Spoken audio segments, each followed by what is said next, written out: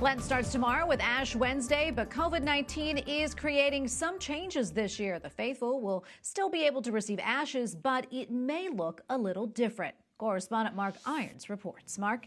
Tracy, I spoke to priests across the country about this. Following guidance from Rome, procedures have been put in place to keep people safe. Archbishop Paul Coakley of Oklahoma City tells me in the U.S. this year, you may be receiving ashes the European way.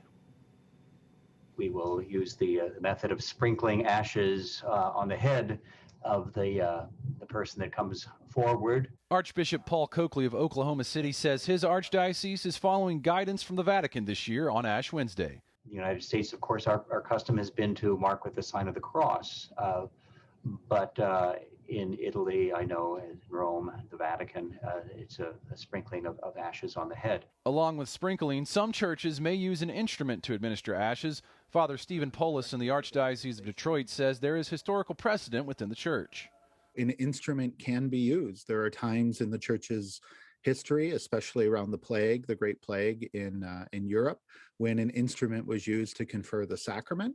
And so that can be used as well to confer ashes on Ash Wednesday. Father Polis told me some churches plan to use individual cotton balls or Q-tips to administer ashes.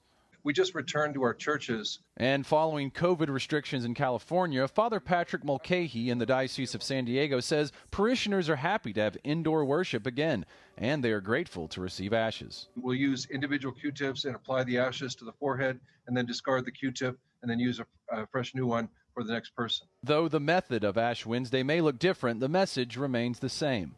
We should take this season, and especially the day of Ash Wednesday, to really live for the Lord and commit ourselves to rooting out things that separate us from Him and doubling down on our relationship with the Lord. Another note on administering ashes, guidance from the Roman Missal gives no indication that ashes can be self-imposed.